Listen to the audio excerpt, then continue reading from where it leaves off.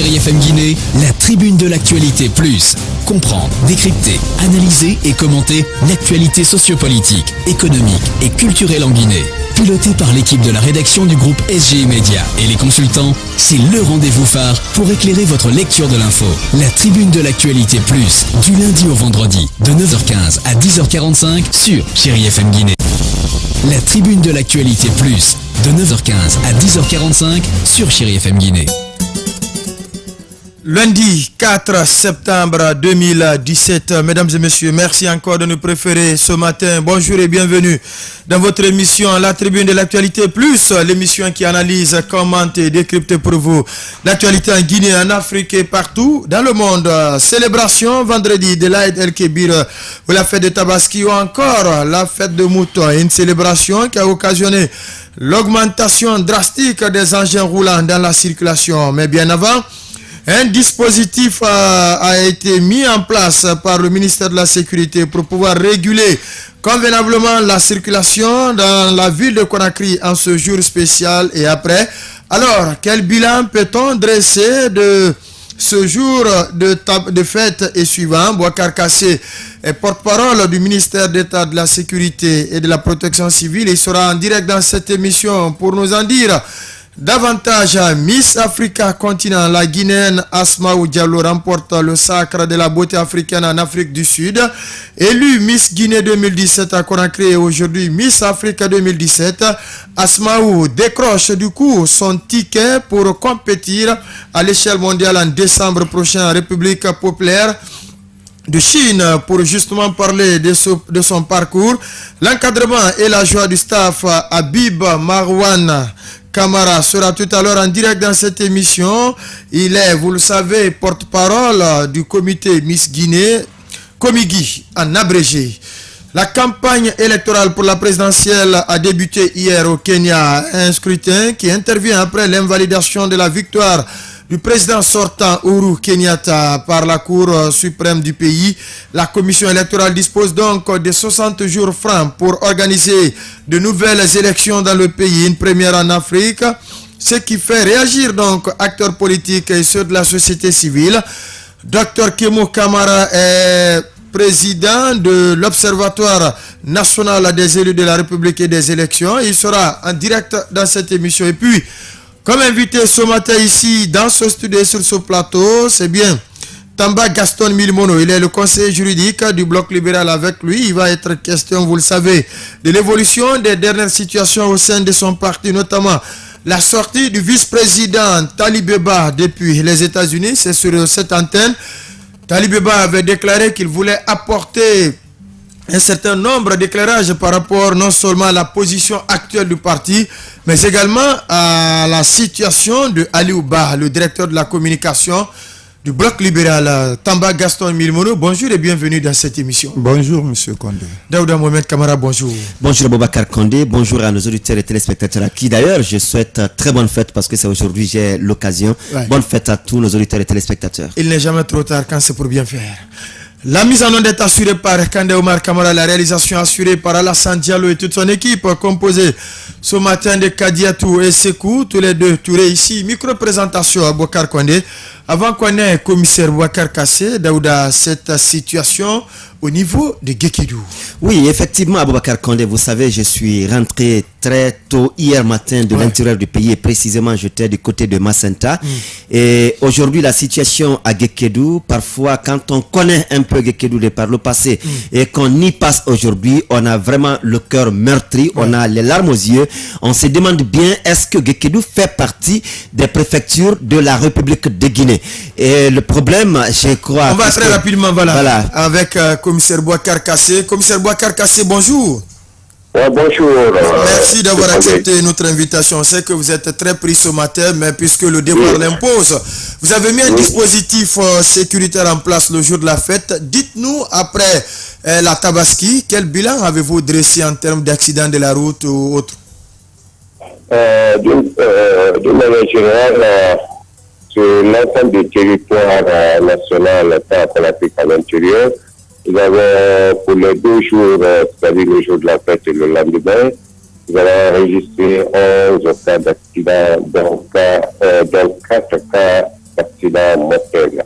Le jour de la fête, il y a eu 5 accidents dans un cas mortel sur l'ensemble du territoire. C'est-à-dire, le jour de la fête, à Conakry, il y a eu un seul cas d'accident blessé léger. C'est une moto qui a percuté un taxi en position de stationnement à son cognac, aux environs de 19h en face de l'université Jean Lansana-Conti.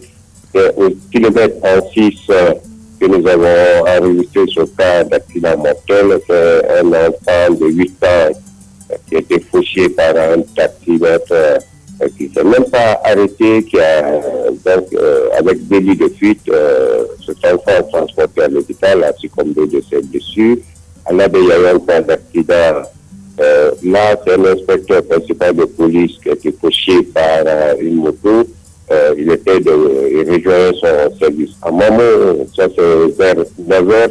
À Mamo, aux environs de 22h, il y a eu un cas d'accident avec dégâts matériels importants. Une voiture Renault 21 a percuté aussi un camion. À Sigiri, c'est un cas d'accident avec blessés graves. Moto contre une voiture en position de stationnement.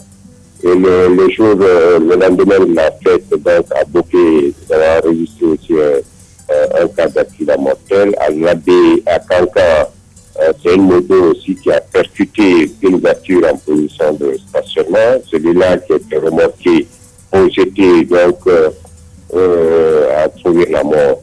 À Mamo aussi, une voiture a percuté un camion. Dans l'ensemble, à Séguri, il y a eu 2 cas d'accidents, véhicules contre moto. C'est-à-dire que les 90% de ces accidents, c'est dû à l'excès de vitesse de certains usagers, surtout les propriétaires des motos, lesquels nous supposons dans un état de débilité ou par rapport aux excès de vitesse ont eu à commettre ces accidents. Vous voyez, c'est des véhicules en position de stationnement qui sont percutés par les motos. Voilà.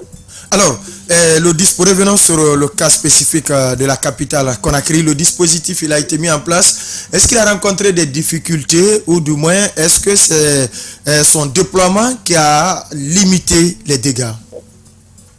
Oui, nous supposons que ce dispositif a contribué positivement quand même à limiter les dégâts. Bon, c'est un dispositif classique que nous avons renforcé et ça, nous avons eu à mettre en exergue l'implication directe des acteurs sur le terrain. Je veux parler de la Direction nationale de la sécurité publique qui gère les commissariats, les sûretés, la Direction nationale des unités d'intervention, la Direction nationale de la sécurité routière, et même la Direction nationale de la protection civile. Tous, on s'est réunis pour élaborer un plan opérationnel où nous avons eu à impliquer plus de 1300 agents, plus de 26 véhicules d'intervention, des camions et des ambulances. Je pense que ceux qui étaient sur le terrain le jour de la fête ont dû constater sur les artères au niveau des carrefours ce dispositif. Je pense que ça a quand même allégé beaucoup. Quand on pense au flux de transport ou de mouvements sur les voies, sur les routes tant à Conakry qu'à l'intérieur, là, on ne parle que de 11 cas que nous déplorons et nous profitons pour présenter les condoléances aux familles éplorées et que nous pensons que chacun, en ce qui le concerne, nous allons pouvoir tirer les leçons pour que prochainement nous puissions quand même, que ce soit les fêtes ou que ce soit pour d'autres activités, que nous puissions quand même les atteindre ces accidents. Oui, voilà, tout à fait. C'est notre objectif. D'accord. Alors, de l'autre côté également, vous avez expliqué un peu le dispositif sécuritaire de la circulation, mais on sait aussi que la veille, la fête et après la fête, ce sont quand même des moments propices pour une autre insécurité des biens et des personnes. Aujourd'hui, est-ce que vous avez notamment aussi les actes de vandalisme, est-ce que vous vous êtes aussi intéressé à la sécurité des personnes et de leurs biens jusque dans les domiciles? Et bien sûr, nous n'avons rien occulté.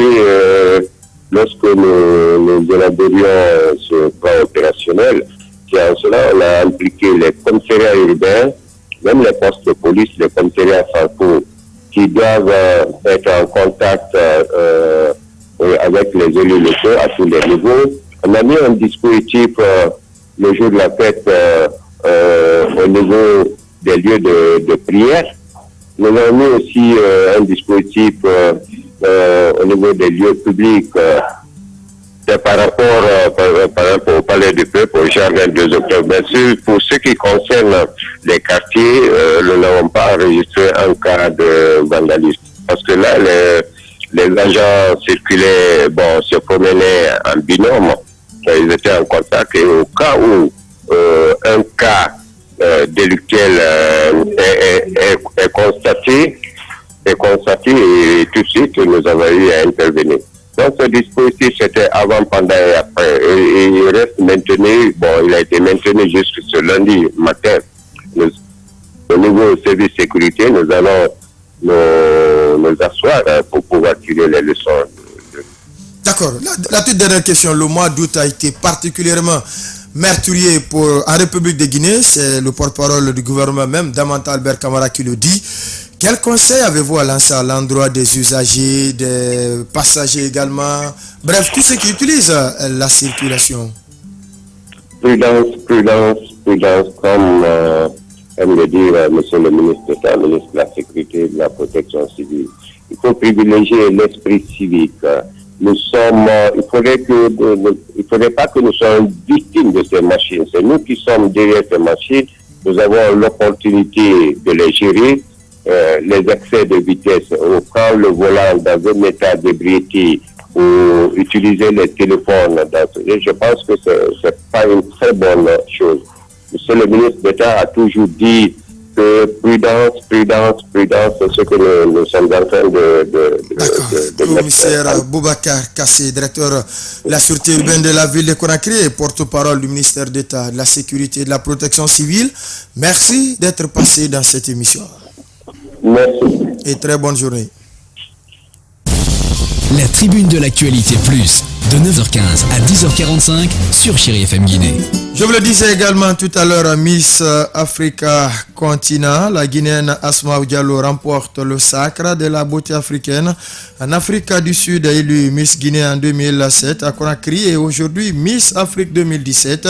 Asma décroche du coup son ticket pour compétir à l'échelle mondiale en décembre prochain en République populaire de Chine pour justement parler de son parcours, l'encadrement et la joie du staff. Habib Marwan Kamara sera tout à l'heure en direct dans cette émission en tant que membre de la cellule de communication du Comigui. Mais avant, on parlait de la situation des Gekedou. Daouda qui a vraiment la nostalgie de cet endroit qui pourtant faisait la fierté par le passé. Pas que la nostalgie de cet endroit particulièrement, c'est puisque la situation s'y présente aujourd'hui, sinon il y a d'autres localités qui sont carrément oubliées par la gouvernance aujourd'hui dans notre pays. Gekedou, je le disais, à 18 km de Gekedou centre, la route goudronnée s'arrête et on commence à traverser un calvaire avant de rentrer à Gekedou. Vous savez, il y a eu la route a été bitumée de, je vais dire, de Kissidougou jusqu'à un peu après Badala. Et Badala, il faut le dire, est situé à 25 km de Gekedouville. Mais un peu après Badala, la route s'est arrêtée là. Ça, je crois, c'est bien au niveau d'un village qu'on appelle Massakondu, quelque chose comme ça. La route s'est arrêtée là et le calvaire commence. Donc, lorsque vous allez jusqu'à Gekedouville également, vous traversez Gekedou dans ce même calvaire et il faut le préciser que l'accident ou l'éboulement, le glissement de route qui s'est produit, c'est seulement à quelques petits kilomètres de Gekedouville. Et vous allez jusqu'à la ville est coupée. La ville est carrément coupée. Donc, du reste même pas carrément net. Est coupé net du reste de la région. Oui. Et je vous le dis, vous parcourez de Gekedou jusqu'à la sous-préfecture de Kondembadou, avant même d'arriver à Tekoulo, vous arrivez à Kondembadou. À Kondembadou, vous y arrivez et le calvaire s'arrête là. Comme pour dire que Gekedou est en provenance de Kissidougou pour Gekedou, vous traversez traversez paisiblement une bonne partie, mais pour arriver à Guékédou, vous êtes dans le calvaire. Vous traversez Guékédou, vous traversez le calvaire, sans compter d'ailleurs le manque d'infrastructures routières dans le centre-ville de Guékédou. Et parce que depuis après le passage de la rébellion de ses côtés, Guékédou a été carrément, il faut dire, une intervention chirurgicale c'est produite dans cette préfecture où on a fait croire aux gens que ce sont des routes qu'on allait ouvrir. Mais aujourd'hui, lorsque vous êtes en saison de pluie, c'est la boue totale. Lorsque vous êtes en saison sèche, c'est la poussière. Donc, comme pour dire que Guékédou aujourd'hui, il faut que la gouvernance s'intéresse à cette localité. Pourtant, la localité fait l'objet de convoitises. La localité fait l'objet de convoitises électorales aujourd'hui, mais on se demande bien qu'est-ce que cette préfecture, comme d'autres d'ailleurs, ont bien pu faire à cette gouvernance, à ce régime du président Alpha Condé, parce qu'on ne peut pas régime successif, parce qu'on ne peut pas comprendre que le goudron de 2000. On ne peut pas comprendre que le goudron vienne jusqu'à 18 km du centre-ville, pas n'importe quelle ville. Guékédou, quand on connaît un peu Guékédou aujourd'hui, il faut le dire, fait partie des greniers de notre pays. Mais si la ville est coupée carrément du reste de la région, je le disais, avec Massanta aujourd'hui c'est coupé, avec Kissidougou bientôt on va apprendre encore, on ne le souhaite pas, on va apprendre encore que c'est coupé, et du côté de la Sierra Leone en partant vers Nongoa et Windikenema, la route elle est carrément impraticable. Pour aller au Libéria, peut-être que puisque c'est une petite distance, on va se référer au Libéria, se rabattre sur le Libéria pour faire les affaires là. Mais aujourd'hui, il faut dire que Guékédou a besoin d'une attention particulière du régime actuel, parce que la ville, elle est carrément oubliée aujourd'hui, et on peut un peu dire que si n'eût été la grâce de Dieu, on aurait eu des morts encore dans cet accident, parce que c'est un accident, c'est un glissement de pont, et si Dieu n'était pas encore là, c'était encore d'autres cas de mort qu'on allait enregistrer de ce côté.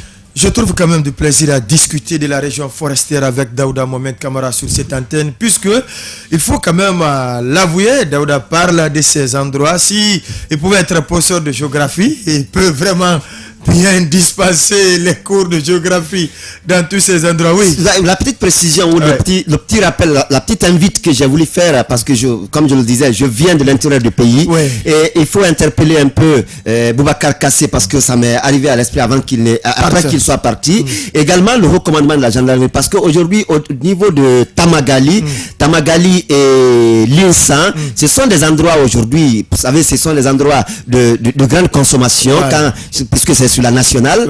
Mais aujourd'hui, le paradoxe la journée, Tamagali la nuit. Le paradoxe que j'ai relevé en partant la dernière fois à Massanta, à Tamagali, vous arrivez avec l'embouteillage et la chaussée qui est très restreinte, l'embouteillage bloque toute circulation. Et le risque à ce niveau, c'est qu'il y a des enfants de 8 ans, de 7 ans, de 10 ans, de 13 ans qui sont là sous la pluie. Je vous dis, à 2h du matin, nous sommes arrivés à Tamagali, les enfants de 7, 8 à 10 ans qui sont là, dès que vous arrivez, non pas en train de vendre, mais faire une autre affaire, un autre business. Lorsque vous arrivez, on vous dit, il y a la déviation par là. Vous les suivez dans cette déviation, mais vous éloignez carrément de la nationale pour aller contourner le village de Tamagali, aller prendre maintenant la nationale jusqu'à quelques kilomètres devant. Maintenant, le risque à ce niveau, pourquoi j'interpelle le haut commandement de la gendarmerie et la police nationale, c'est que nous sommes arrivés ces jours, puisqu'on a vu qu'on ne pouvait pas vraiment bouger comme beaucoup d'autres véhicules d'ailleurs, on a été obligé de prendre le risque de suivre ces enfants de 8 ans, de 10 ans, qui nous ont guidés pour aller contourner le village. Et avec quel risque? Est-ce qu'il pouvait être installé là une bande de criminels? Vous arrivez, vous tombez dans leur piège, parce que vous êtes très loin de la nationale, et on compte du bout du doigt les corps habillés, policiers ou gendarmes. Donc aujourd'hui, il faut interpeller le recommandement, la police, pour que un déploiement soit fait de ce côté, pour désengorger même la chaussée, mais aussi il faut qu'il y ait une patrouille mixte de ce côté, parce que les citoyens sont exposés, tout comme dire, c'est normal.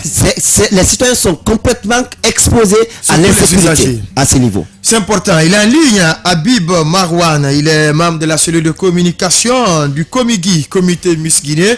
Asma Diallo, Miss Guinée 2017 vient donc d'être sacrée beauté africaine. Cela s'est passé du côté de l'Afrique du Sud.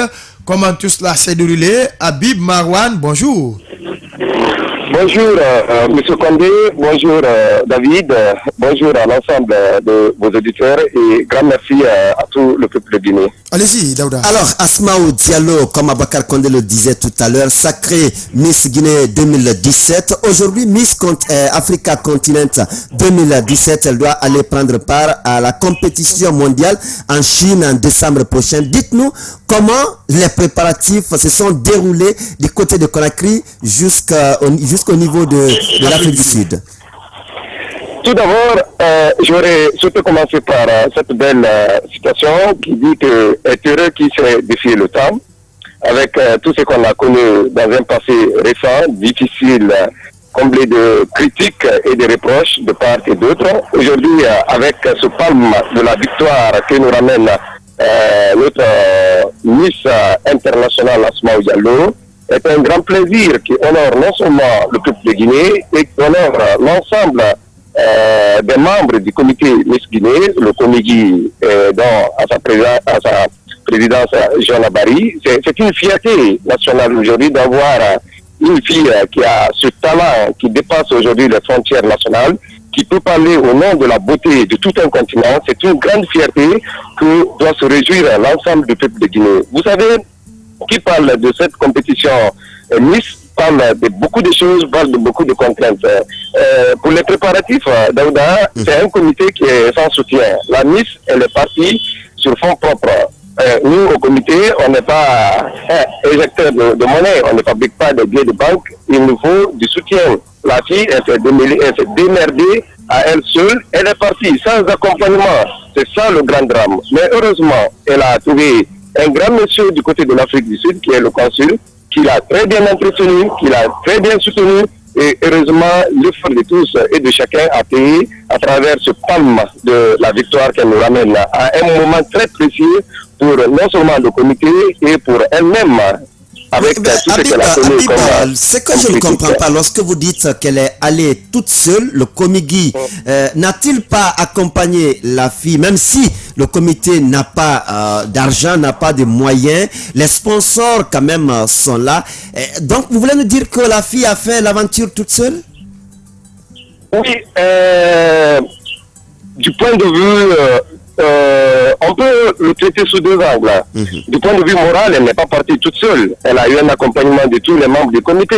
Ça, c'est du point de vue moral. Mais quand on parle du point de vue de placement, de présence physique, c'est qu'elle est partie toute seule. On n'a pas eu les moyens qu'il faut pour aller l'accompagner. Imaginez, le billet de la Miss se chiffrait à $2,300. Un seul billet, aller-retour sur l'Afrique du Sud, c'est $2,300.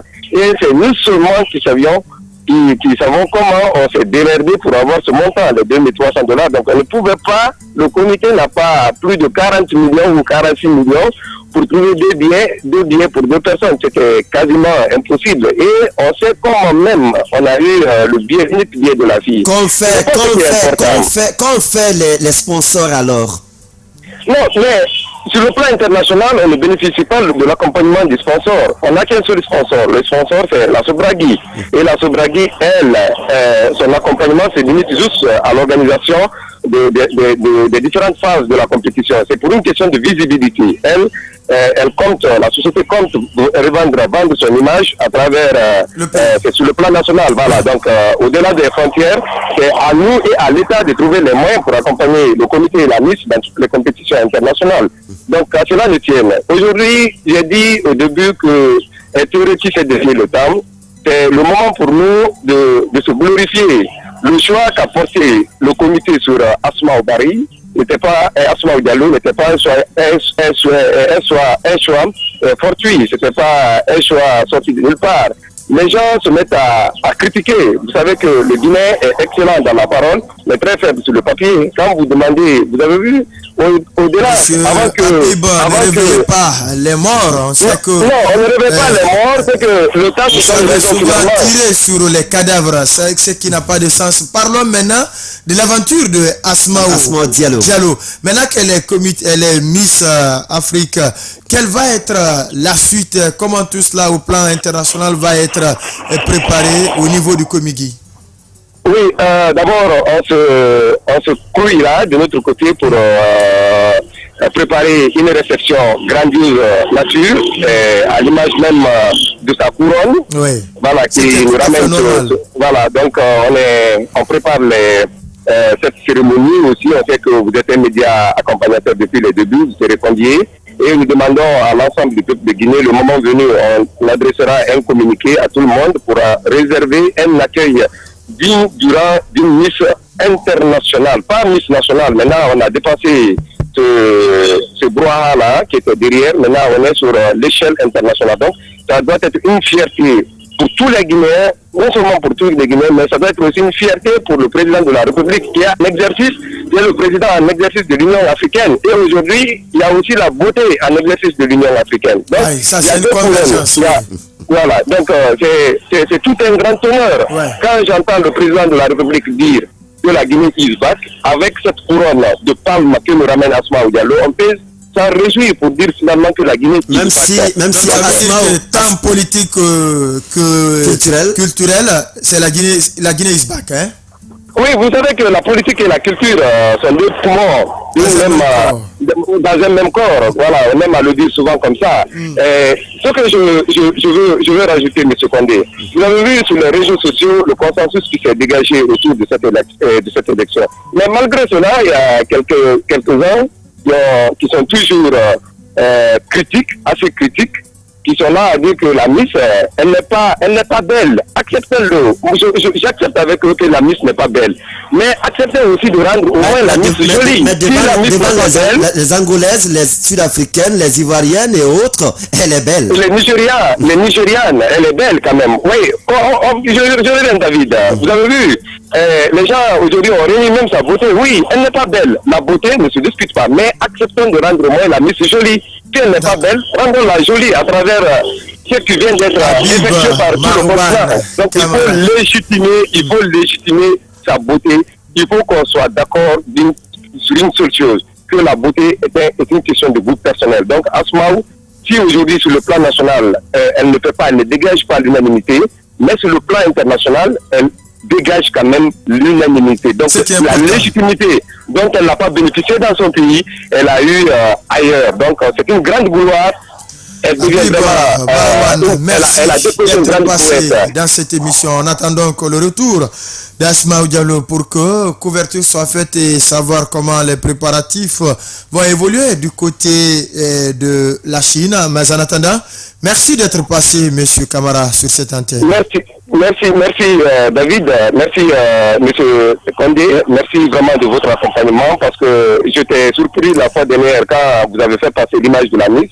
Les gens de l'Angola nous ont appelé pour dire qu'on a suivi la Miss sur TATV et récemment quand il y avait eu cette polémique, c'est pour dire encore une fois de plus que vous avez un média qui est très suivi et on souhaite toujours avoir votre accompagnement et votre bénédiction.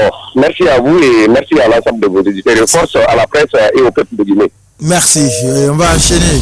La tribune de l'actualité plus, de 9h15 à 10h45 sur Chéri FM Guinée. On va enchaîner avec un autre camarade. Lui, il ne va pas parler culture, beauté, plutôt élection, puisque il est président d'une structure qui s'appelle l'ONER, l'Observatoire national des élus de la République et des élections. Vous le savez, au Kenya, la Cour suprême a invalidé la victoire de Uhuru Kenyatta, le président sortant. Du coup, lui, Uhuru et Raila Odinga ont commencé déjà à battre campagne pour un nouveau scrutin. Quelle lecture, lui, il fait de cette situation? Docteur Kamara Kemo est en ligne. Daouda Mohamed Kamara. Docteur Kemo Kamara, bonjour. Bonjour, M. Daouda. Bonjour, M. Kondé. Et bonjour à toute la radio. Merci à vous d'avoir accepté. À toute la radio et aux fidèles musulmans. Merci à vous, docteur Kemo Kamara. Et la question aujourd'hui, c'est qu'une première en Afrique, et cela commence dans un pays anglophone de l'Afrique, c'est bien le Kenya. Le scrutin est invalidé par la Cour suprême. Vous, en tant qu'observateur national des élus de la République et des élections, quelle lecture vous faites de cette décision de la Cour suprême kenyane? Merci M. Daouda pour l'interview. Nous avons suivi le vendredi passé la Cour suprême de Kenya qui a invalidé les résultats de l'élection présidentielle du 8 août passé. Vous savez, au niveau de la Cour suprême du Kenya, il y a 8 magistrats qui siègent. Sur les 7 magistrats, je veux dire, à la majorité des cas, parce qu'il y avait 2 absents et un cas de maladie qui s'est même opposé, mais finalement, les 4 magistrats sur 7 ont rendu la décision d'invalider les résultats de l'élection présidentielle pour irrégularité. Donc, nous, en tant que structure de la société civile qui observe aussi les élections, nous avons beaucoup apprécié cela parce que ça donne un signal fort aux autres États africains, parce que si nous critiquons généralement la justice africaine, c'est un exemple, c'est un pas en avant en matière de responsabilité et en matière d'indépendance. Donc, aussitôt dit, l'opposant Odinga a réagi en déclarant que c'est la première fois en Afrique qu'une justice invalide les résultats d'une élection présidentielle. Et le président sortant qui a été déclaré vainqueur a aussi fait une intervention à la télévision pour dire que personnellement il s'opposait à la décision en tant que telle, mais il respectait la décision de la justice. Donc pour nous en République de Guinée, puisque nous sommes devant un cycle électoral qui s'annonce, ça doit interpeller notre justice, ça doit aussi interpeller la CENI. Donc si vous nous posez la question... Et également la classe politique. La classe politique guinéenne, effectivement. Parce que je sais que j'ai déjà parlé de ça, c'est pourquoi je n'en parle pas. Mais ça doit interpeller tous les acteurs, non seulement étatiques, mais les acteurs non étatiques. Et vous savez, la situation de crise que la CENI vient de sortir, ça doit leur interpeller aussi. Parce que la CENI de Kenya vient de montrer qu'elle n'est pas crédible. C'est pourquoi l'opposant a demandé un réaménagement de cette CENI. Raili Odinga qualifie d'ailleurs les gens d'hyènes de ce côté. Alors, l'autre question qu'on se pose, c'est que la CENI, c'est vrai, c'est quand même une structure nationale, mais que les observateurs internationaux également valident ou trouvent que les élections se sont passées dans de très bonnes conditions, mais que la Cour suprême vienne aujourd'hui invalider. Est-ce que cela, selon vous, ne remet pas en question également la crédibilité même des structures d'observation qui interviennent en Afrique? Voilà, c'est aussi la grande question qui sort de cette élection. Mais les observateurs, tant africains qu'internationaux, avaient apprécié globalement que les élections se sont passées dans les meilleures conditions. Mais ce que la Cour suprême vient de faire, parce que ça a été même la question d'une presse par rapport aux illégalités, par rapport aux irrégularités, la Cour suprême qui a été interpellée sur cette question a dit que non seulement concernant les irrégularités et les illégalités, que la Cour invalide les élections parce qu'elle a été entachée beaucoup d'illégalités et ça a été en désaccord avec la Constitution. Non, là n'est pas la question de Daouda Mohamed Kamara. Cette question, c'est bien autour de la crédibilité des observateurs internationaux aujourd'hui. Qui tirent parfois des conclusions, dire que telle élection, il y a eu des irrégularités, certes, mais ça n'entame pas la crédibilité des élections. Effectivement. C'est pourquoi je dis que ça doit être non seulement une leçon de morale, non seulement pour les observateurs, les acteurs politiques, les acteurs non étatiques, la justice africaine. Parce que les observateurs que nous sommes, nous qui étaient là-bas, non seulement au niveau de l'État africain, de l'Afrique, mais aussi au niveau international, tout le monde avait apprécié la tenue globale des élections, que ça s'est passé dans les conditions normales et que ça n'entache pas la crédibilité. Mais la justice kenyane qui est indépendante, a siégé sur le fond et a pris une décision à la majorité des 4 magistrats sur 7 pour dire que ça n'a pas été en accord avec la constitution de la République du Kenya.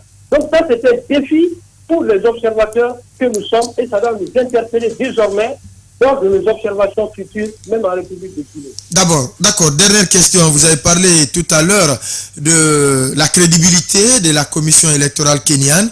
Au même moment, est dénoncé par l'opposant historique Raila Odinga. Au même moment, c'est bien ces commissaires de la Cour suprême aussi qui sont dénoncés par le président sortant Uhuru Kenyatta. Est-ce que ça ne peut pas être un enlisement de la situation à la tenue de cette deuxième élection? D'un côté, on s'en prend à la Cour suprême, de l'autre côté, on s'en prend à la Cour, à la CENI. Non, M. Condé, je ne pense pas parce que je vous l'ai dit tout de suite, à la dernière minute, le président sortant, qui a été déclaré vainqueur, vient d'accepter, il vient de respecter la décision. Voilà, il a respecté, mais autant il le respecte, autant il condamne même. Hein, ouais. Autant il condamne. Que comment 4 personnes peuvent remettre en question l'élection de plusieurs millions de Kenyans. Ça, on le sent dans son intervention, toute la frustration. Vous et moi avons suivi. Maintenant, il s'en prend à la Cour suprême avec véhémence, avec beaucoup de nervosité.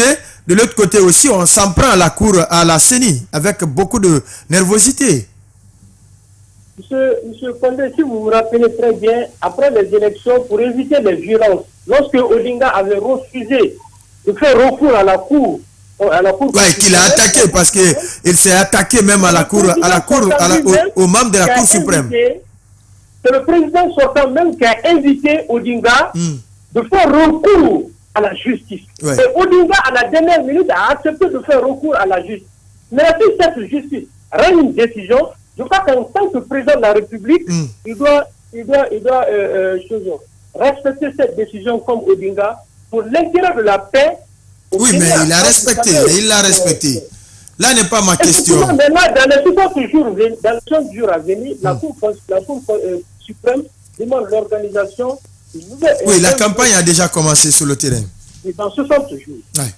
Voilà, je crois que ça permet de préserver la paix au Kenya. Et voilà. C'est salutaire, c'est historique, et ça lance un appel, ça doit être d'exemple, non seulement aux États africains, mais aussi à la justice africaine.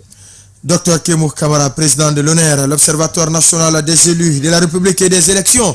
Merci d'être passé dans cette émission. C'est à moi de vous remercier, M. Bonne journée. La tribune de l'actualité plus, de 9h15 à 10h45 sur Chéri FM Guinée. Dans un court instant, nous allons partir avec l'invité ce matin ici dans ce studio sur ce plateau, Tamba Gaston Milimono. Il est le conseiller juridique du bloc libéral, parti que dirige Dr Faya Milimono. Vous le savez, depuis la présence du directeur de la communication du parti lors des manifestations aux côtés du chef de file de l'opposition, ou en tout cas aux côtés des membres de cette opposition, le ton monte d'un cran entre les responsables de ce parti. Le dernier cas, c'est bien la sortie musclée mais très médiatique du vice-président Talibeba depuis les États-Unis qui a dit qu'il veut recadrer un certain nombre de sujets dans le parti. Est-ce que c'est le recadrage ou c'est le débordement? C'est ce qu'on va discuter avec l'invité ce matin. Mais on a suivi Dr Kémo Kamara par rapport à la situation qui se passe du côté du Kenya.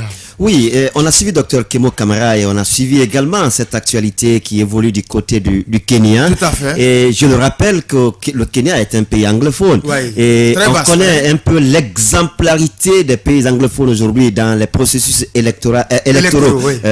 Sur notre continent. On a vu le Ghana et d'autres pays anglophones où les élections se passent parfois sans d'ailleurs que l'extérieur ne sache comment comment les choses se sont passées. Et parce que ça se passe dans une parfaite... Dans un fair play. Dans un fair play, dans une parfaite paix. Mais pas le Kenya quand même. Hein. Pas le Kenya, je le dis bien, j'ai insisté. Pas le Kenya, parce qu'on a l'expérience de 2 élections derrière nous, je crois en 2000... Même ce scrutin invalidé, il y a de violence. Beaucoup de morts. Mais qu'est-ce que je veux ressortir là? C'est bien l'exemple, la bonne leçon que les pays anglophones donnent aujourd'hui aux autres pays francophones. Parce que il y a plus de violence qui caractérise les élections dans les pays francophones que les pays anglophones. Le Kenya peut surtout être... le fair play. Le Kenya peut être une exception, mais dans cette exception du Kenya, le pays vient donner encore une leçon, comme pour dire aujourd'hui que c'est vrai de faire appel aux observateurs internationaux à venir surveiller nos élections, mais le mieux aujourd'hui, avec la leçon que le Kenya nous donne, le mieux c'est de faire confiance à nos institutions, parce que les observateurs ne peuvent pas remettre en question, ne peuvent pas invalider les élections dans notre pays. Et les observateurs... Tout comme validé, les observateurs ne peuvent que donner leur position, leur point de vue par rapport au déroulement. L'invalidation ou la validation revient à nos structures, à nos institutions. Et puisque l'élection, ce n'est pas seulement le vote. Et élection, ce n'est pas que le vote, c'est un processus. C'est un processus. Donc, ce processus aujourd'hui, ce sont nos institutions locales qui les valident ou qui les invalident. C'est vrai. Mais aujourd'hui, on a plus tendance, comme en Guinée d'ailleurs, lorsque les élections pointent à l'horizon, on demande l'implication de l'Union africaine, de l'Union européenne, de la communauté internationale, de l'OIF et de tout. Mais après tout, on voit l'appréciation président extérieur. On voit l'appréciation positive globale, mais si l'institution locale, nationale qui a le dernier mot sur la validité ou l'invalidité d'une élection, si on ne lui fait pas confiance, je me demande bien comment nos institutions alors peuvent bien fonctionner. Parce que le plus souvent, lorsque les institutions elles-mêmes sentent qu'il n'y a pas une certaine confiance en elles par la population, par les citoyens,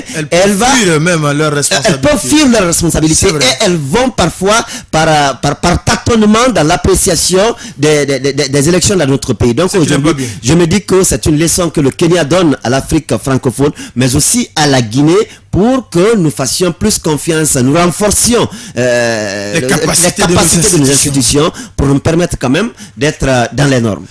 Directement, on va enchaîner avec M. Tamba Gaston Milimono, puisque vous êtes politique. La situation kenyane, forcément, ça vous attire et ça vous inspire. Oui, M. Condé. Moi, je pense que je ne fais que répéter maintenant mon président, parce qu'il s'est prononcé là-dessus. Vous savez, le BL, c'est un parti qui, pour nous, c'est le respect des principes qui comptent en politique. Et c'est le moment, l'occasion même de le dire, bien avant cette déclaration de la Cour suprême kenyenne. Dr Faye disait que pour qu'une élection soit une élection acceptée de par tous, cela ne revient pas aux observateurs internationaux. Les observateurs internationaux, il faut que les gens se comprennent. Ils ne viennent pas pour mettre le feu. En aucun cas, ils ne peuvent remettre en cause une élection. Et d'ailleurs, si on a vu le cas... Non, laissez-moi venir. Mais ça, c'est un cas exceptionnel. Ça, c'est un cas exceptionnel. Mais ce que je veux dire, en matière de gestion des États, il y a la non-ingérence. Et il y a une autre complication entre les chefs d'État et certains membres de ces institutions internationales. Et donc, on ne peut pas trop compter sur eux. Ils sont des observateurs, comme le dit, mais il faut que chaque institution judiciaire, et aussi de l'Afrique, essaie de comprendre que l'avenir du pays, de l'Afrique se trouve dans leurs mains. Parce que c'est la justice qui tranche. Oui. Lorsque la justice n'a pas ni le courage ni la volonté de trancher, le peuple reste dans une situation stagnante. Oui. Et ça, c'est un exemple que le Kenya a donné, pas seulement à l'Afrique. Parce que quand vous regardez le monde entier, c'est un exemple rare dans le monde. En Europe, il y en a eu, mais c'est rare. On a vu le cas américain où la majorité des Américains s'est dégagée pour contester l'élection résultat. Mais ça n'a pas été comme ça. Même les Américains qui se félicitent de leur démocratie. Avant Donald Trump, même Al Gore également. Al Gore et Bush. C'est le lieu de dire aux puissances que, en matière de démocratie, les Africains sont en train de faire de grands pas au moins ils nous engloutissent, mais aujourd'hui le Kenya est en train de montrer même à l'Amérique que la notion de démocratie, elle est puissante dedans, il faut le dire véritablement. Est-ce que c'est pas par hasard une décision politique quand on sait quand même que la pression était déjà là, la tension était vive dans les rues de Nairobi et d'autres villes? Il y a eu des morts, des blessés. Est-ce que c'était pas pour contenter un peu et ensuite organiser un nouveau scrutin pour que peut-être que resserrer l'écart entre Odinga et Kenyatta, mais Kenyatta repasse encore. Non, écoutez, ça c'est une analyse personnelle qui m'est venue en tête. La nuit, comme la nuit porte conseil, j'ai réfléchi. J'ai dit que ça n'engage que moi. Je ne parle pas au nom du BL, je vous en prie. Le BL, c'est les décisions collégiales. Je parle à mon nom personnel. Je me suis dit que, est-ce que ce n'est pas le président en complicité avec la Cour suprême pour anéantir la situation et préparer une deuxième élection à laquelle une petite différence au lieu de grand écart? Mais j'ai dit, le peuple kenyan, s'ils ont profité par la maligne de faire bouger les choses, moi je ne peux pas croire qu'ils vont réussir. À partir du moment que le peuple a compris qu'il est possible de s'opposer à une décision. Et que le peuple maintenant, parce qu'il faut connaître que ce même... Si le cas est serré. Est-ce que Thomas Gaston, vous n'êtes pas de la subjectivité guinéenne? Non, écoutez-moi. Parce qu'on regarde les choses en face. Écoutez-moi. J'ai vu en Guinée des ans, tout dernièrement dans mon quartier, j'étais là à prendre une tasse de thé. J'ai vu des jeunes me dire devant moi qu'ils ne vont jamais voter. Monsieur Camara, je me suis vu choqué. Je me suis senti déçu. C'est fuir son devoir. C'est fuir son devoir. Ils disent carrément qu'ils ne votent pas et que le résultat est déjà connu. Oui, c'est l'expérience. C'est l'expression des Guinéens. Mais c'est pour dire la leçon est donnée, même aux Guinéens. Que ce qui se passe aujourd'hui au Kenya, demain le peuple kenyan, durant les 60 jours, même ceux qui n'ont pas voté dans les villages, vont se lever pour dire que nous devrons voter parce que nos voix seront prises en considération. Et là, si la commission électorale essaye de manigancer quoi que ce soit, lorsque les observateurs internationaux et même ils ont compris sur le terrain que la Cour peut décider quand même et ils décident autrement, je pense que le peuple maintenant est prêt à aller voter et pour faire élire celui qui mérite leur confiance. Ça c'est exclu et ça c'est une grande leçon aux Guinéens.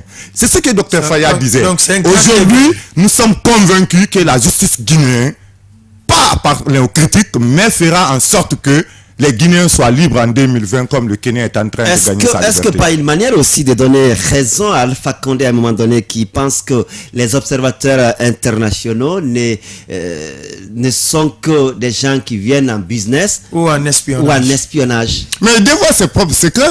Ah bon? Quand ils parlent de ça, qui fait du business avec eux? C'est ce que je vous disais. Écoutez-moi. Écoutez-moi.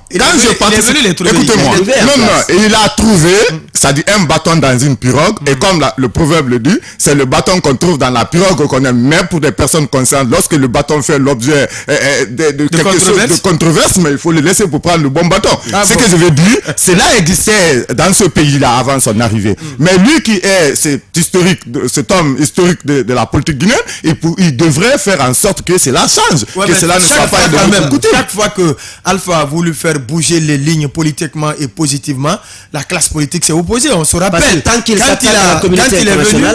il est venu, il a voulu que le recensement soit repris pour donner à la Guinée un fichier biométrique correct. La classe politique s'est opposée. Il a voulu que la CENI soit recomposée. La classe politique également s'est opposée. À chaque fois qu'il pose un acte, on dit non, touche pas à ma CENI, touche pas à ma constitution, touche pas à ma ceci, touche pas à ma ceci. Est-ce que c'est pas la classe politique dans sa globalité qui tire la démocratie vers le bas? Docteur Faya, même le président du Bloc libéral, a eu un mot à dire sur ce point-là. Je vais vous dire un truc. D'ailleurs, quand le président, à son élection, disait qu'il fallait changer la CENI, mais c'était CENI qu'il avait élu. Et d'ailleurs, c'était pour dire aux différentes institutions juridiques que mon élection est une élection frauduleuse et que je suis illégalement venu à la tête de ce pays. Et là, écoutez-moi, pour changer le don, parce que pour lui, il a besoin d'un deuxième mandat, donc il faut changer les choses. Ça n'a pas été bien vu par certains acteurs politiques. Mais je vais vous dire un truc. C'est pas parce qu'on a tenté de bien faire et qu'on s'est opposé à soi qu'on arrête de bien faire. Le bien faire doit être une continuité. Et donc je pense que lui aujourd'hui... Les séries de manifestations à la clé. la manifestation est un droit, M. Condé. Oui, mais on ne peut manifester que lorsque le droit est là. Mais est-ce qu'il faut demeurer dans les manifestations? Non, on ne demeure pas dans les manifestations. Lorsque le pouvoir veut rester stagnant dans sa situation, qu'on appelle les manifestations. Aujourd'hui, M. Condé, M. Camara, ne faisons aucune polémique. Un pays anglophone, comme vous l'avez tant bien dit, vient de montrer l'exemple. Parce que ce que nous vivons en Guinée aujourd'hui, vous avez eu la chance de sortir tout dernièrement. C'est vous qui venez nous dire que la ville appelée hier le bec du perroquet, cette ville qui servait toute l'Afrique de l'Ouest, est coupée nettement. Je pense que c'est plusieurs villes de la Guinée qui sont abandonnées, oubliées. La situation n'a plus besoin de commentaires, mais d'agir. Elle est chaotique, ouais. Et c'est l'heure et le moment de dire au président Alpha Condé qu'il a besoin de faire rêver aux Guinéens au bonheur en acceptant de respecter la Constitution dès 2020. Je vous remercie dans ce sens. L'invité ce matin ici dans ce studio et sur ce plateau, Tamba Gaston Milmono, conseiller juridique du Bloc libéral. On va aborder à présent la sortie médiatique du vice-président de votre parti. Très certainement, vous l'avez suivi, c'était sur cette même antenne, la 104.1. Est-ce que d'ailleurs le BL n'est pas dans une dynamique d'implosion? C'est trop dit, M. Camara. Retirez votre mot. Non, je ne retire pas. C'est à vous de me prouver. Je dis c'est trop dit parce que. Non, prouvez-moi que. M. Camara, je vais m'expliquer. Mais je dis que c'est trop dit. Lorsqu'une force politique, la quatrième force politique d'une république, cette force politique qui défend les réels droits des Guinéens, cette structure même qui fait aujourd'hui la fierté des Guinéens, vous parlez de son explosion, c'est comme si vous parlez de la mort d'un père de famille devant ses enfants. Si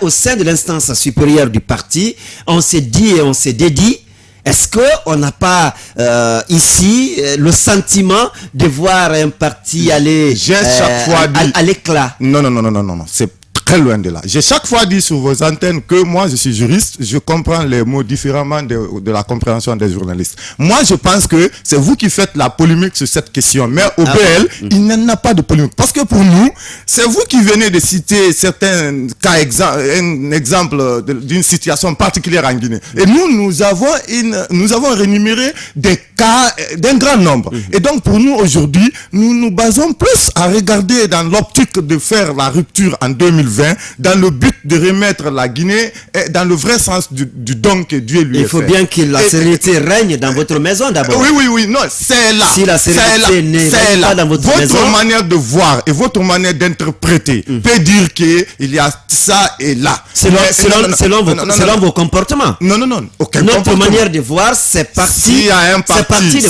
parti responsable dans ce pays, dans son comportement, c'est bel et bien le BL. C'est pourquoi aujourd'hui, je suis devant vous. Parce que lorsque vous m'avez appelé, M. Condé, pour me dire, écoutez, M. Milimono, vous devrez venir pour vous expliquer sur tel ou tel point, ça m'a fait bon au cœur. Parce que pour moi, le BL, s'il doit défendre les droits des Guinéens, c'est en expliquant aussi aux Guinéens comment le BL même fonctionne aussi. Alors, prouvez-moi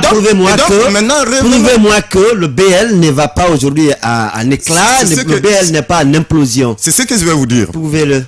Aujourd'hui, en Guinée, notre habitude a fait que nous rendons les chefs dictateurs nous-mêmes. Mais au BL, nous avons eu cette chance d'exempter à cette coutume guinéenne. Nous avons eu la chance d'avoir un président, Dr Faya Milimono, qui pour lui, le combat que nous menons pour une Guinée... L'inamovible président. Pour le combat que nous menons pour une Guinée meilleure de demain, c'est un combat qui doit être simultanément mené par le respect réciproque des acteurs politiques les uns et les autres. Aujourd'hui, l'objectif de ce monsieur-là, c'est de faire en sorte que la Guinée évite les regrets en regrets. Qu'est-ce qui se passe? Quand Dr Faya reste dans une position, c'est pas parce qu'il veut prouver aux Guinéens qu'il aime des positions être dur sur radicales. Non. Juste, c'est pour envoyer une nouvelle éducation. Cette éducation qui prouve aux Guinéens qu'un chef n'est pas celui qui doit donner les mauvais ordres, mais celui qui doit défendre les principes. Qu'est-ce que je veux dire par là? En Guinée, les gens, dans les 2 jours-là, se sont activés vers notre parti et notre président parce que tout simplement, il y a eu la participation de notre directeur de communication dans les manifestations passées et qu'il y a eu... Donc vous n'étiez pas... Donc nous n'étions pas, c'est-à-dire selon... partie prenante.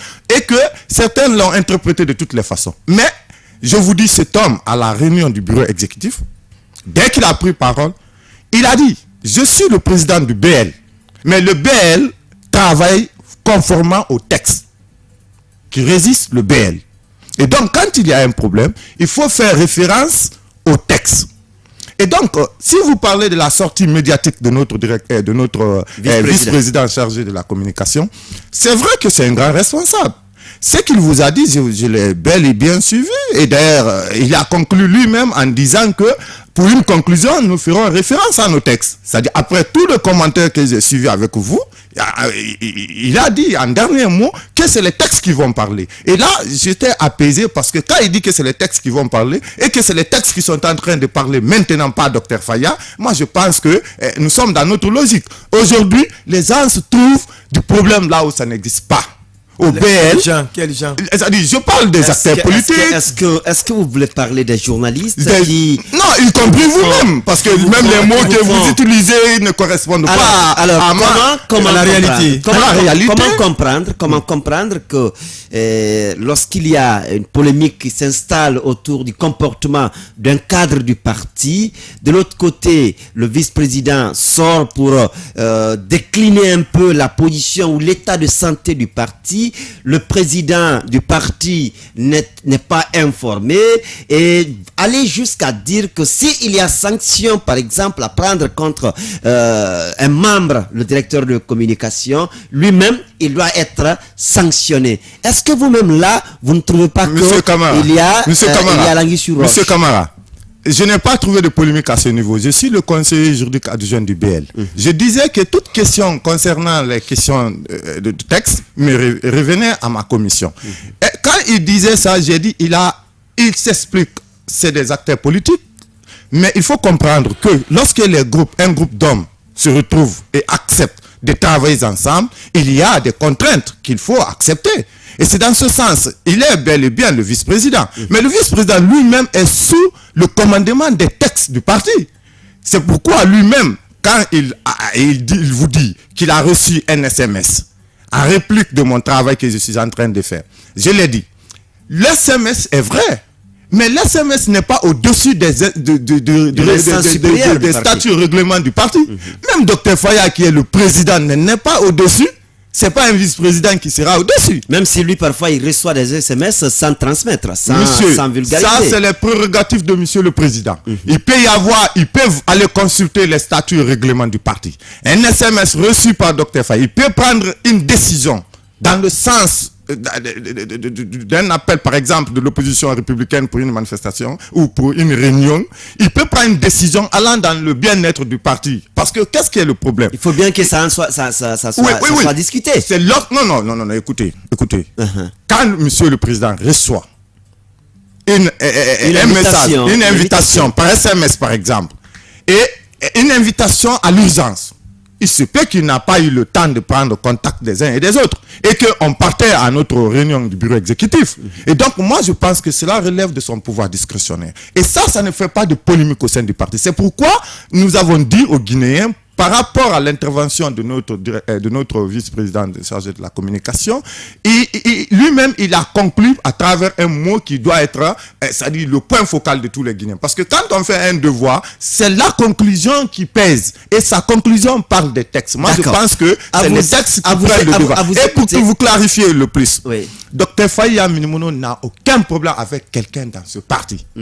On peut avoir des problèmes avec le parti. On peut avoir des problèmes dans le système de fonctionnement du parti. Mais le problème individuel entre Dr Faya et quelqu'un, ça n'existe pas. Alors, le problème individuel entre Dr Faya Milimono et quelqu'un, ça n'existe pas, vous le dites. Oui. Mais comme le disent les Peuls, reculer, c'est jusqu'au mur. Est-ce qu'aujourd'hui, le comportement de certains cadres du parti ne peut pas amener Dr Faya aujourd'hui à taper du poing sur la table pour remettre de l'ordre lorsqu'il estime que l'ordre il y a le désordre? C'est ce qu'il fait tous les jours. D'ailleurs, c'est l'occasion pour moi. J'avais commencé quelque chose pour vous dire ici que en Guinée, les gens font des chefs, des dictateurs. Et nous avons eu cette chance au BL de ne pas avoir un homme qui accepte qu'on le forme en dictateur. C'est-à-dire, lui, c'est lui-même qui refuse d'être un dictateur. Parce qu'en Guinée, généralement, c'est le Guinéen qui te fait dictateur. Il te donne certaines prérogatives qui te révèlent pas. Qu'est-ce que je veux dire par là? Dr Faye ne peut en aucun cas taper la table lorsque ce n'est pas conforme au texte.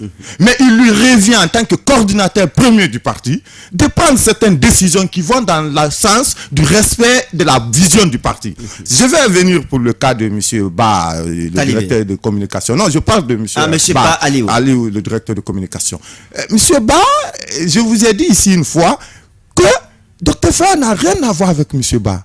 Mais il peut avoir avec le fonctionnement de la communication, de la direction de communication dans l'exercice de ses fonctions.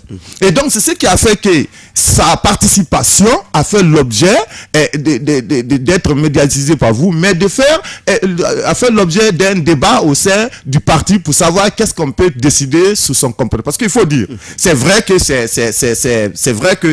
un citoyen libre, mais lorsque un citoyen libre non forcé accepte d'aller adhérer à une organisation, à une structure, et je pense qu'il y a des contraintes. Et si on est engagé, il faut respecter ces contraintes. C'est pourquoi je dis ici à M. Ba et à M. Talibé que c'est des personnes c'est les personnes pour lesquelles le parti a beaucoup de respect. D'ailleurs, M. Ba, lui, c'est la vitrine du parti. Donc, si on se lève pour dire ceci et cela, c'est pour justement protéger la vitrine de ce parti-là. C'est pourquoi nous le rappelons souvent de rester strictement dans le fonctionnement du parti avec le respect du statut et du règlement. Sinon, il n'y a aucun autre problème. Nous sommes des personnes très proches en dehors de nos activités politiques. Donc, je ne trouve aucun problème. Je pense que c'est des uns et des autres qui sont en train de le faire comme ça. Et à M. Talibé aussi, il n'a fait qu'une intervention et il a dit avoir éclairci certains points. Mais je pense que ces points-là étaient déjà clairs au niveau du bureau exécutif et sa parole ne peut être que celle d'un directeur de communication voulant mettre un point de plus sur un i, mais déjà le grand point était déjà là. Pour donner un i tréma. Je ne sais plus, mais le grand point était déjà là. Et ce grand point révèle des textes et des statuts et règlements du parti. Et c'est ça qui est au-dessus de tous. Et je pense que c'est là-bas que nous devrons rester. Vous dites que vers la fin, c'est la fin de son intervention qui a tempéré votre tension. Oui. Ça voudrait dire que le début... Non, je n'ai pas dit tempérer, c'est vous qui utilisez le mot tempérer. J'ai dit ça m'a mis à l'aise. Voilà, ok. Alors que le début de l'intervention vous pouvez dire ça m'a apaisé, mais moi j'ai dit que ça m'a mis à l'aise. J'ai dit que je suis juriste. Forcément vous a agacé. Ne m'a pas agacé. Mais le début, écoutez, monsieur Condé. Alors le début, c'est ce que je dis, écoutez. Lorsqu'il a commencé de parler, le début, mon souci, c'était quoi?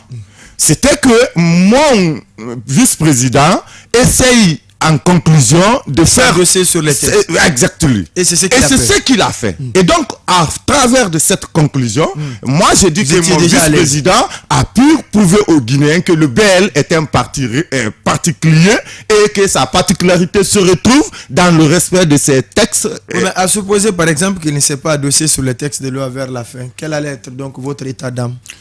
Écoutez, s'il allait loin des textes, moi j'allais dire que monsieur Ba nous a touchés, mais je vous dis, ce monsieur est aussi un de nous qui est beaucoup soucié du bon fonctionnement. C'est d'ailleurs ce souci-là qui l'a amené à agir et que certains n'ont pas compris, mais nous l'avons compris. C'est pourquoi nous pensons que ce qu'il a fait, c'est quelque chose qui va dans le sens du respect de nos... Mais vous parlez politique ou vous parlez de la politique? Écoutez, des réponses, vous pouvez voir en politique. Moi, je vous parle selon l'analyse pertinente de l'angle juridique. L'angle juridique. D'accord. D'abord, si vous permettez. Maintenant, il a allé jusqu'à remettre en question la recomposition actuelle du bureau de la communication. Il nous a envoyé la liste. Il dit non, vous l'avez mal saisi. Vous l'avez mal saisi. Allez-y, vous n'avez même pas donné le temps à M. Ba de vous expliquer la profondeur. Non, mais je sais, les antennes travaillent sur le temps. Allez-y. The time is money for you. Allez-y. Donc, qu'est-ce que je voudrais dire ici? Pour moi, l'optique de M. Ba, c'est juste pour parler des textes. Mais quand il parle de l'organisation de la cellule de communication, c'est à partir d'un congrès que les hommes du parti sont élus. Oui. Ce n'est pas des hommes nommés. Mais il peut y avoir des commissions ad hoc.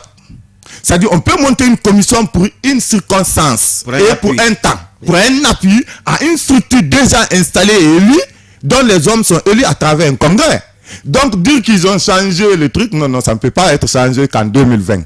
D'accord. Ça ne peut pas être changé qu'en 2020. Ça ne peut être changé qu'en 2020. Vous avez parlé tout à l'heure, le mot, vous l'avez glissé, la décision. Aujourd'hui, lorsque Aliou Ba avait pris part à cette manifestation, parce que tout est parti de là, il vous a été confié le dossier pour l'analyser. Oui. Qu'en est-il exactement aujourd'hui? Le dossier est en train de très bien évoluer, il faut le dire. Ma commission est en train de durement travailler sur le dossier parce que, comme je vous dis, notre parti est très loin de ce que certains pensent. Et d'ailleurs, pour ceux qui pensent pouvoir nous faire disparaître sur la chaîne politique, c'est l'heure et le moment de les dire, de se détromper. Ce parti-là est né pour mener la Guinée.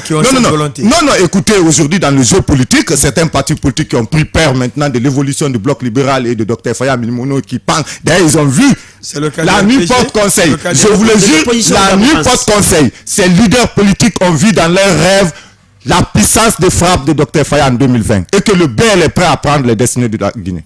Et alors, donc le peuple de Guinée est en train de comprendre la situation. Est-ce que cette peur, cette peur est-elle du camp de la mouvance présidentielle ou de tous les camps? La mouvance présidentielle, c'est un camp qui connaît la puissance de frappe du BL et de Dr Faya.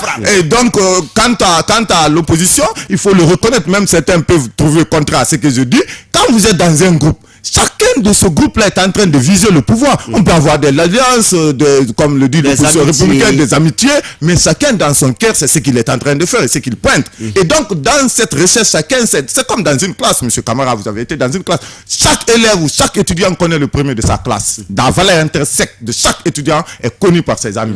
Aujourd'hui, la classe politique guinéenne connaît exactement la valeur intrinsèque de Dr Faya. Mais le premier connu et reconnu, c'est quand même l'UFDG. Non, écoutez, on peut être populaire, on peut être riche, mais écoutez, on peut être populaire, on peut être riche, on peut dire qu'on a une ethnie puissante, ça c'est les dons de Dieu, mais il y a un autre don de Dieu que moi je pense qui est au-dessus de tout cela, c'est la vision de l'être humain. La vision qu'a donnée Allah, Dr Faya, c'est pour prendre en main les destinées de la Guinée. Et ça, aucun être guinéen, aucun Guinéen ne va le discuter parce que ça va dans notre propre intérêt. À l'allure où vont les choses aujourd'hui, est-ce qu'il ne vous arrive pas parfois de craindre le départ, par exemple, du BL de Aliou Ba ou de Talibé Ba pour se retrouver dans un autre parti politique qu'ils peuvent estimer être plus proche du pouvoir aujourd'hui en 2020? Monsieur Daouda, je vous le jure, croyez-moi que le BL est une institution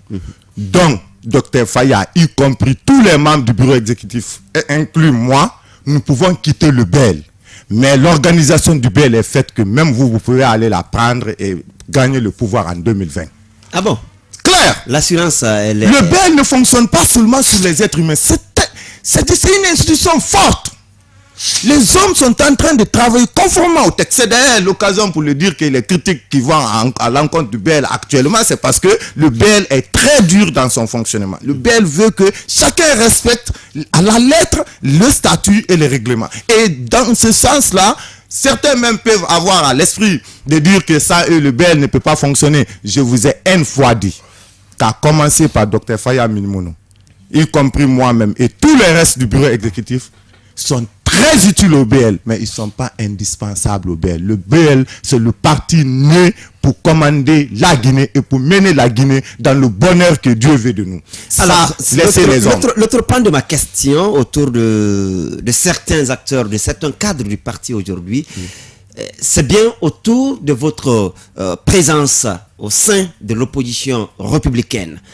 Talibé dit que vous êtes vraiment de l'opposition républicaine, mais aujourd'hui, du constat de tous observateurs, le BL s'est dit par médias partie de l'opposition républicaine, mais vous n'y êtes pas.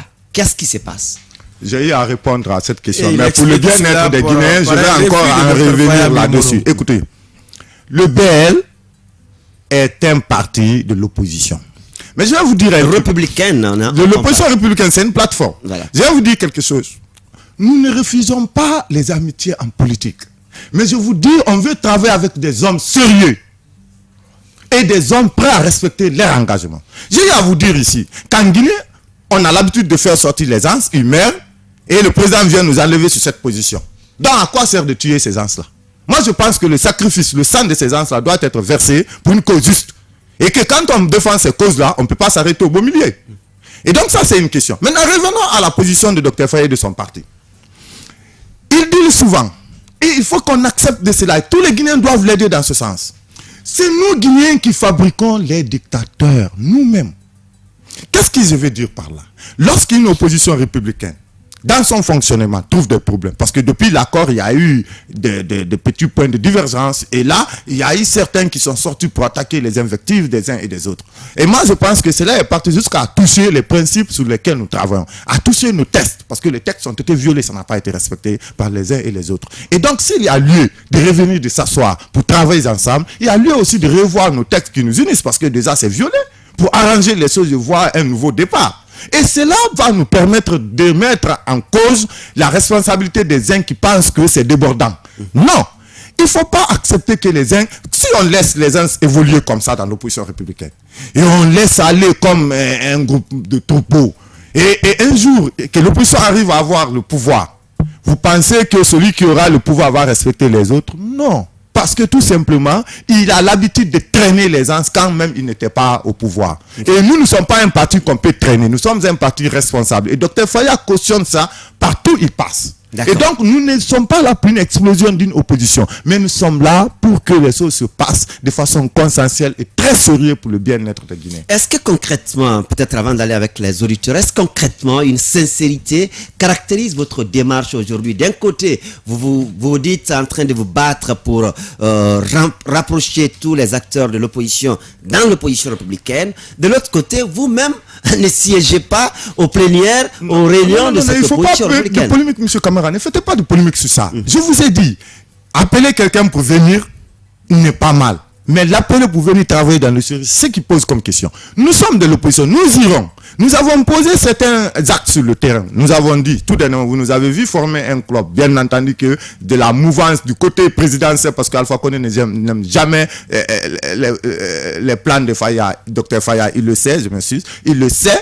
Que quand Dr Faya commence quelque chose, c'est pour une grande vision. Et donc, moi, je me dis que peut-être ça même, il est à l'en-bas avec certaines personnes. Cette démarche qu'il a entamée, parce qu'il s'est posé la question.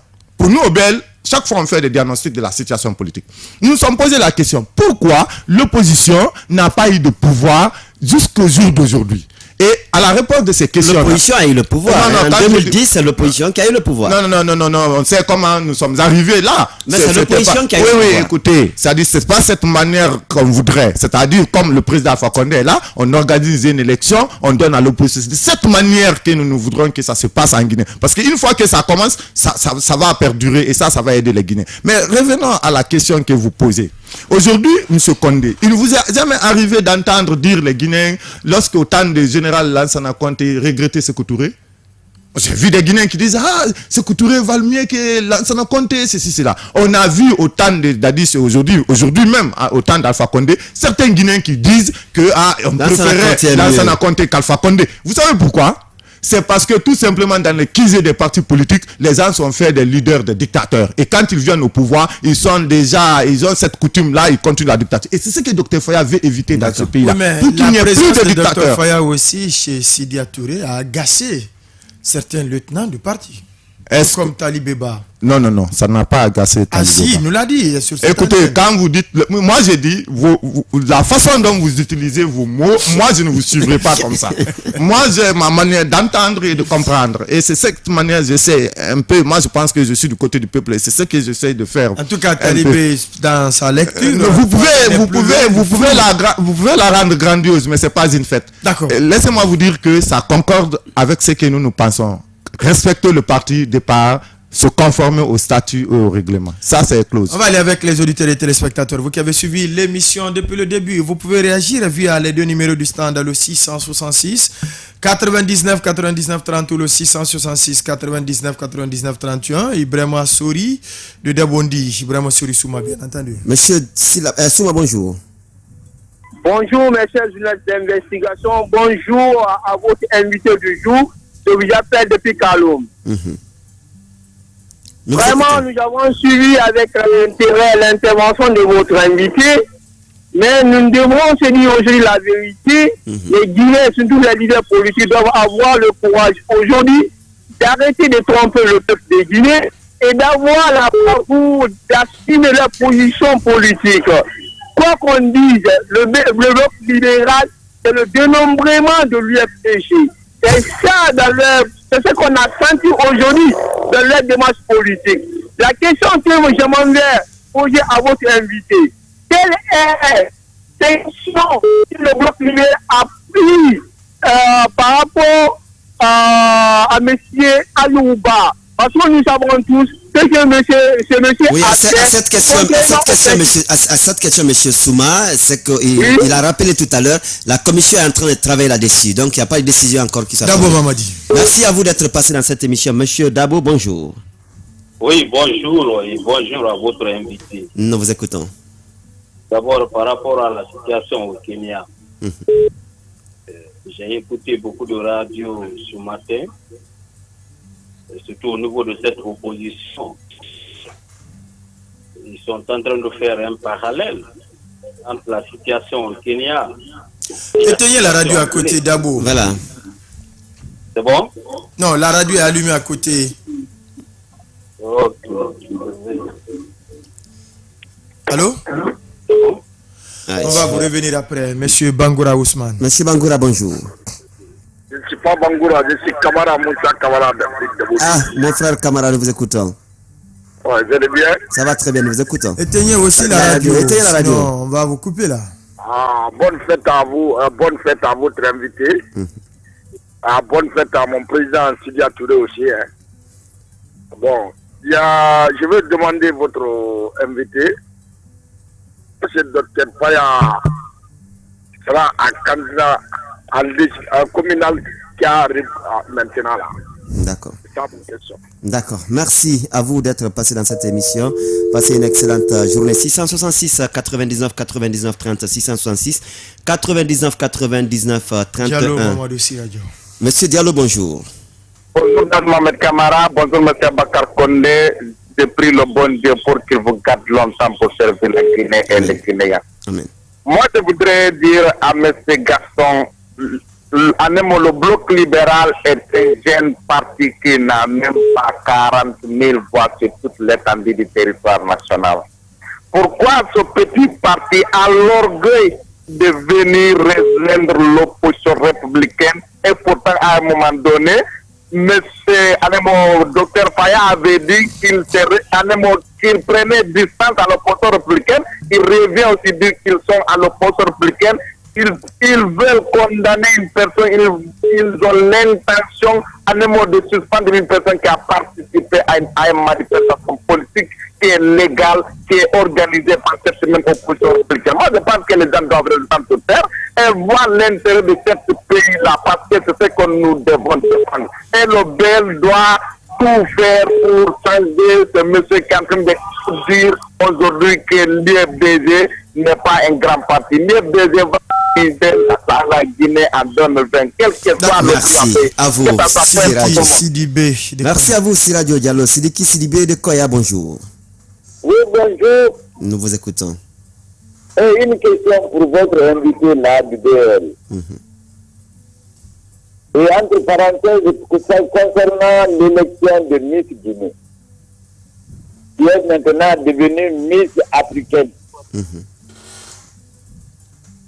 Je crois qu'il y a eu, selon votre camarade qui a fait le reportage, il y a un peu de déséquilibre dans ce qu'il a dit. Peut-être la Nice n'a pas bénéficié d'un soutien fort ici pour aller, mais l'ambassade guinéenne aux États en Afrique du Sud s'est bien occupée d'elle. Et c'est l'État. Et c'est l'État guinéen. La continuité, c'est une évidence. Et on a bien précisé que le consul vraiment l'a entouré de tous les points. Ouais. Et je suis sûr que les partis au nom de la Guinée et le drapeau guinéen l'accompagnent. Elle n'a pas reçu le drapeau en partant. Hein? Bien. Elle le souhaitait, mais elle ne l'a pas reçu. Donc, son départ pour la Chine va poser problème. Il faut qu'elle ait le drapeau. Parce que c'est les nations qui vont compétir là-bas. D'accord. Donc, ils n'ont qu'à tout faire pour que tout rentre en ordre pour que notre frère, notre fille, soit bâti sur l'échelon international. D'accord. Votre question maintenant sur... Ensuite, pour votre camarade, il dit que la victoire du BL est inévitable en 2020. Alors que son leader est en train de mobiliser l'opposition guinéenne autour de l'IFT. On l'a dit la semaine dernière. C'est lui qui a pris son bâton de pèlerin pour rencontrer tous les dissidents, des gens qui avaient pris position et les a réunis pour qu'ils forment un bloc solide autour de l'IFT. Je ne comprends pas ce qu'il dit et ce que son leader fait sur le terrain. D'accord. On va prendre le dernier auditeur. Alors bonjour. Monsieur Keita Abraham. Bon. Monsieur Keita, nous vous écoutons. Bonjour. Nous vous écoutons. Je vous salue votre invité.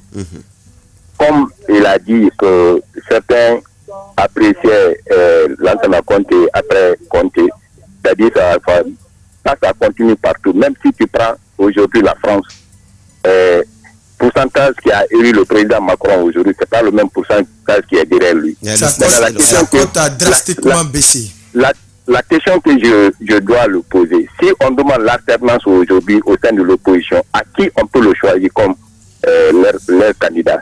D'accord, qui peut être choisi? Qui peut être choisi et qu'est-ce qui a manqué à eux aujourd'hui? Comme ils disent que c'est l'opposition qui a fait qu'ils n'ont pas eu le pouvoir. Qu'est-ce qui a manqué à eux aujourd'hui de ne pas avoir l'opposant parmi eux à être président? Je vous remercie. Merci, M. Keita, d'être passé dans cette émission. Oui, la première question de monsieur...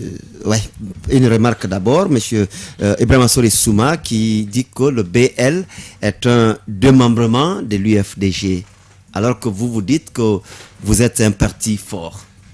Oui, c'est ce que certains pensent, mais je pense que les différentes questions posées, et à ces questions qui répondent à certaines même entre elles là-bas, parce que l'autre nous accuse qu'on est une queue de l'UFDG, et l'autre dit qu'on est contre l'UFDG et qu'on ne veut pas que l'UFDG prenne le pouvoir. Moi, je pense que les deux, là, chacun peut se donner la réponse. C'est-à-dire l'autre peut prendre sa question, il donne à l'autre, l'autre aussi récupère. Inversement. Parce qu'il faut le dire pour tous les Guinéens, je pense que je le répète seulement, mais s'il y a un parti qui est indépendant, un parti qui mérite le respect, un président de parti qui mérite le respect, c'est bel et bien Dr Faya Minimouno qui reste constant. Et d'ailleurs, c'est le moment, l'occasion de le dire, que c'est devant les Guinéens en 2020 que l'IFDG et les partis tels que l'RPZ et Arc-en-Ciel vont comprendre que la grandeur, c'est pas dans le nord, mais c'est dans la vision de l'homme. Mais l'IFDG aussi est constant, hein? C'est le Diallo. Non. Moi, quand je parle de constance, c'est pas être candidat à chaque fois. Moi, je parle de constance dans la défense de droit. Et c'est ça que vous voulez dire que l'UFDG je ne m'occupe pas de ce que l'UFDG fait maintenant là. Je vous parle de ce que le Bloc libre est en train de faire. C'est ce que je pense être sûr. Les autres, ce qu'ils font, ne vous semblent pas être sûrs. Ils sont sûrs dans ce qu'ils font, mais nous ne sommes pas un parti à remorquer. Pour leur dire, et pour ceux qui pensent d'ailleurs, à la réponse de celui qui disait qu'on refuse de reconnaître la force de l'UFDG, mais c'est-à-dire il faut que les gens acceptent au moins la vérité des autres. Nous n'avons jamais refusé... La dialectique. Nous n'avons jamais dit que l'UFDG n'est pas un grand parti. Non. Nous avons dit que nous, 2020, c'est nous qui allons commander ce pays. D'accord. La question de Kamara Moussa, est-ce que le BL aura des candidatures pour les élections locales? C'est ce que nous sommes en train de faire, qu'ils ne soient plus surpris parce que nous les avons dit que le BL est né pour commander la Guinée. Comment on peut commander si nous ne sommes pas candidats à des instances électorales? Nous serons candidats à toutes les élections qui viendront dans ce pays, jusqu'au jour où on aura le pouvoir. Qui peut être aujourd'hui le choix de l'opposition républicaine pour prendre le pouvoir en 2020? Dieu a déjà choisi, on attend seulement que le jour... Mais Dieu ne communique pas avec vous. Non, écoutez, laissez-moi dire. Non, Dieu ne communique pas avec vous. Écoutez-moi, M. Camara, si vous voulez que les Guinéens comprennent. Dieu a déjà choisi. Nous attendons le jour pour que ça soit démasqué. Sinon, nous sommes convaincus que nous serons à Sékou-Touré en 2020. Mais pour les uns et les autres, il faut qu'on vienne des élections. Et surtout, c'est une chance que le Kenya vient de dire à l'Afrique, vous pouvez le faire. Et je suis sûr que Dr Faya peut maintenant se Vous avez dit que l'opposition n'a pas pu avoir le pouvoir encore. Selon la question de M. Abraham Keita, qu'est-ce qui vous a empêché jusque-là l'opposition? C'est ce diagnostic-là qui nous a amené à prendre notre bâton de pèlerin.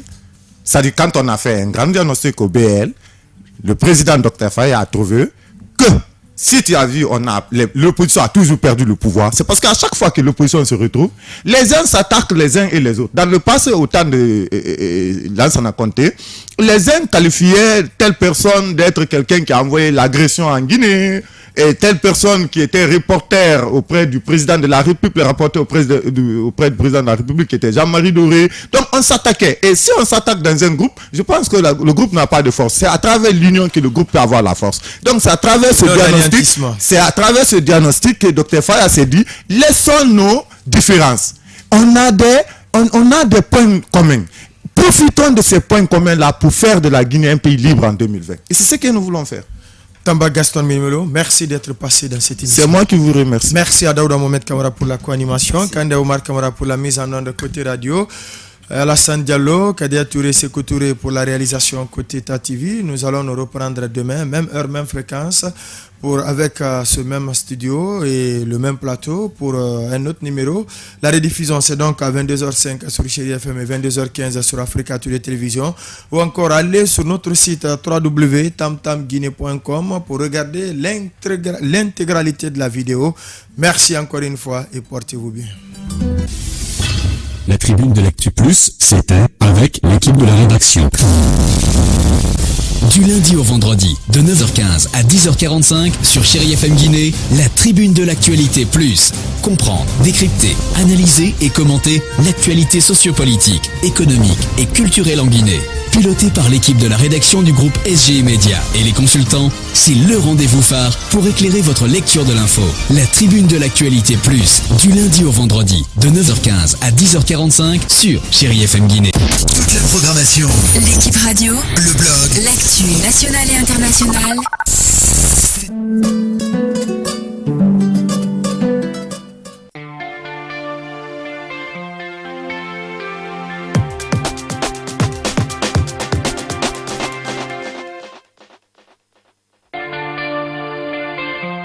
TATV, musique.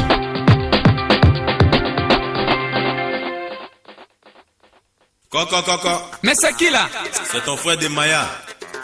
Dembaya, il y a quoi? Il y a longtemps. Ouais. Tu étais où?